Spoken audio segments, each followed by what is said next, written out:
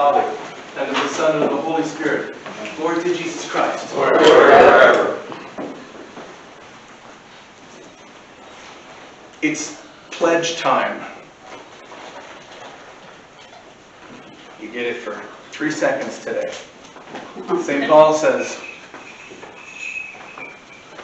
those who sow abundantly reap abundantly, and those who sow in a paltry way reap in a paltry way.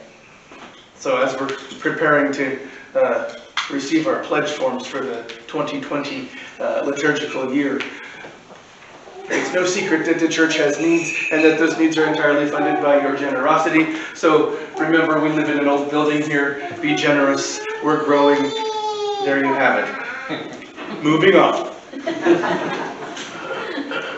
We always reap abundantly, don't we? Because God is merciful, whether we sow abundantly or not. That is the one plug you'll receive about tithing. Tithe. The Lord rewards us. But then on to Lazarus. This is a parable, remember. So this is not Lazarus, Jesus' friend whom he raised from the dead. The name Lazarus means something that I forgot until I wanted to tell you. The name Lazarus means he who helps, or one who helps, roughly translated. One who gives of himself, roughly translated. And we've all heard this story before. It's the juxtaposition of great indulgence and great wealth and worldly things, and someone who is deprived of all things worldly, even comfort, even health. You see, he's dying at the gate of the wealthy man. And it is important to see these two ideas juxtaposed. It's a parable. It's not a true story, although it's a true story, isn't it? If we're finding ourselves in every gospel reading, we have to see where we are in this gospel. Of course, the rich man dies, and he's in hell. He's in Hades. He's tormented by the life he led. And of course, Lazarus is in the bosom of Abraham. Lazarus is received by God as righteous. And the rich man, having seen Lazarus every day, stepped over him at his doorstep, scorned him, not even giving him the leavings from the table.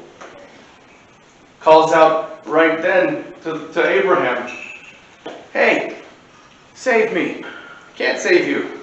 "Fine, well then go to my father's house. I have 5 brothers. Tell them not to lead the kind of life I did, not to make the same mistakes I made. Please, for the love of God, go save my family." And he says, "Listen, they didn't listen to Moses and the prophets. They wouldn't listen to anybody, even if he rose from the dead. Wouldn't matter.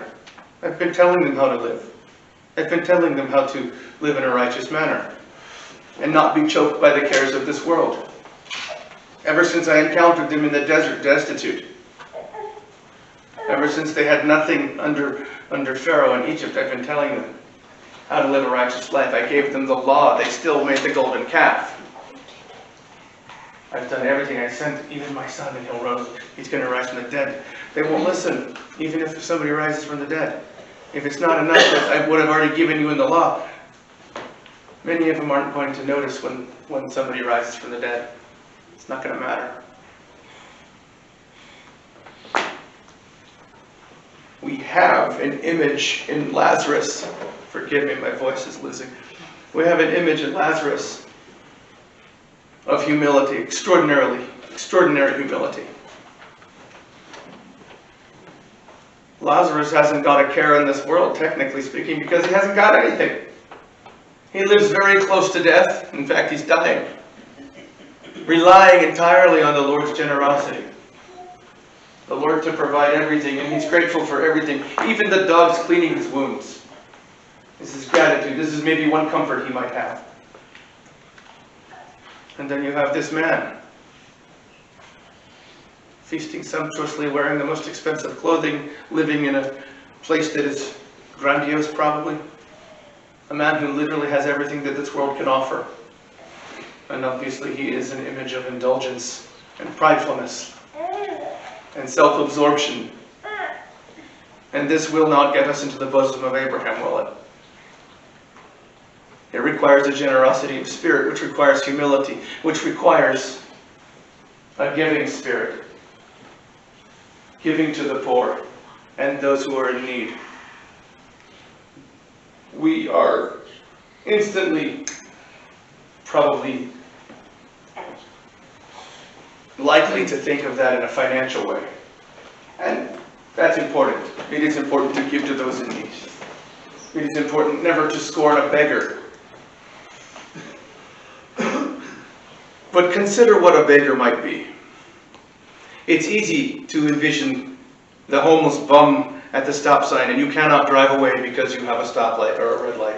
And he is confronting you with his apparent poverty. He might be lying, you never know, it doesn't matter, because he's there for your salvation, not for you to help him. I mean, he is there for you to help him, but he's there not so that you can consider whether he's worthy, but he represents Christ. He's there for your humility, for an opportunity for you to give.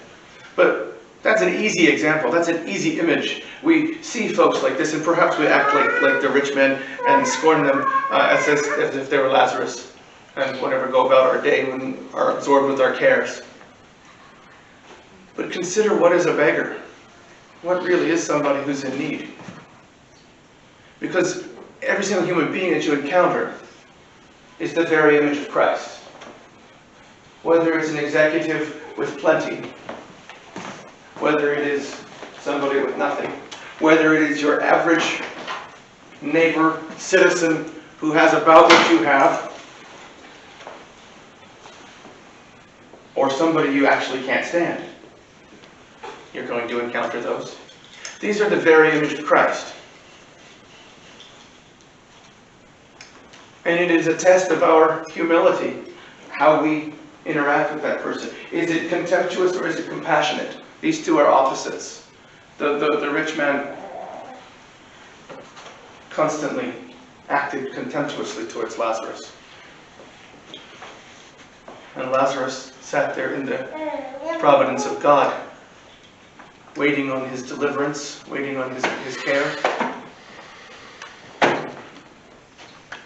Anybody that you encounter is in need of your compassion. And that doesn't mean that your compassion comes with warm fuzzies. Love is an action. And love sometimes hurts. We don't always have the reward of loving somebody that comes with affection. That's not always it. Sometimes our enemies need our love. I think Christ said that, didn't he? Love thy enemies. And that was always difficult to understand, because I go, no, I hate that guy. Like, that guy's a jerk. That guy's a terrible person. Because we automatically think that it's a command to have an emotional response to something. An emotional, that endorphin-loaded, emotional, affectionate experience of love. When we encounter our parents' love, or the love of a puppy licking our face, maybe, we are automatically flooded with those feel-good endorphins, right?